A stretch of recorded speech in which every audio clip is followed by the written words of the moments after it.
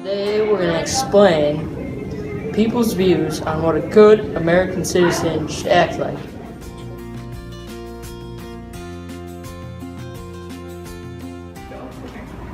What do you think the perfect American citizen would act like? I think that they would think of others first and treat others how they want to be treated. Do you see any problems with our country and how it works? Our government is too big and has taken over the rights of citizens. What is your favorite part of our country? The initial idea that each person is his own boss and they're only accountable to God. What things would a perfect American citizen do for other people? Treat them how they want to be treated, help them when they're in need, observe the world around them instead of playing with their iPhones all the time. How has having someone in your family in the military affected your view on a good American citizen? I think that people don't realize how fragile freedom is and that people expect everything to come without a price and that it doesn't. And the price that's paid is usually paid by soldiers. And we forget that. Okay. Thank you for your time. You're welcome.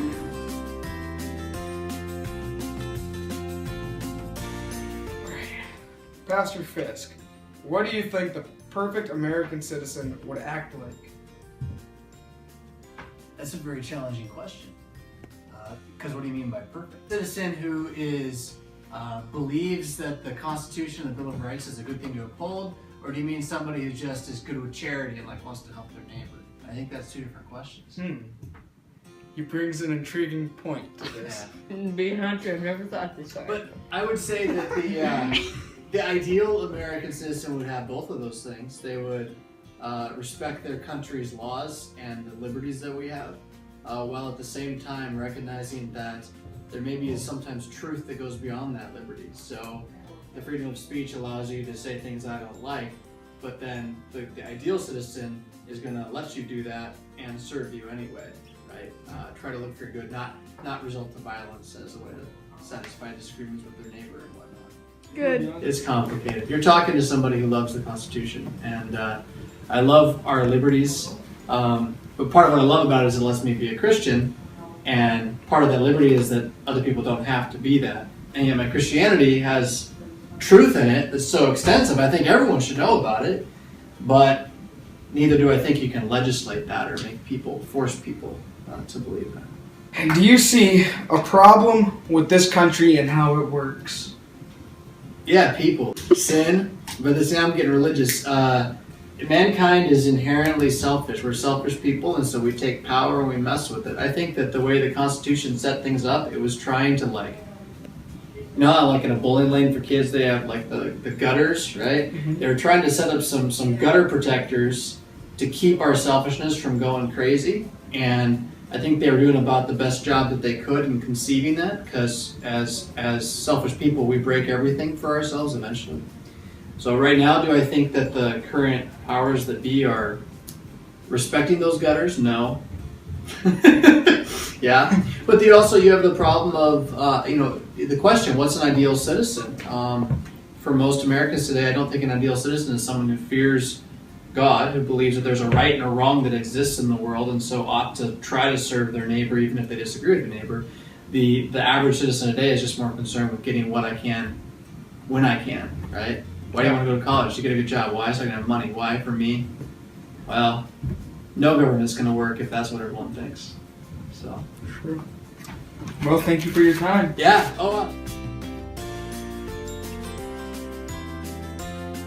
Okay. What do you think a good American citizen would act like? A good American citizen is respectful, would be the number one characteristic of their country, those that served, and our traditions, the American flag, observing holidays, standing up at when someone's singing the Star Spangled Banner. That's what I think would be the number one characteristic.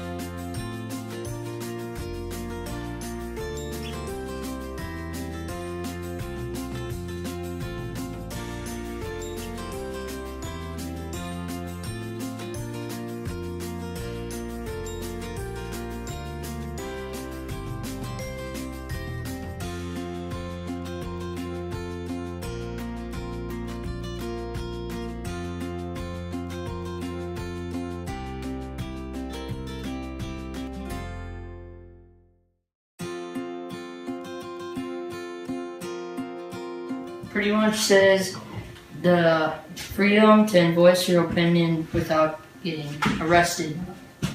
Amendment 2.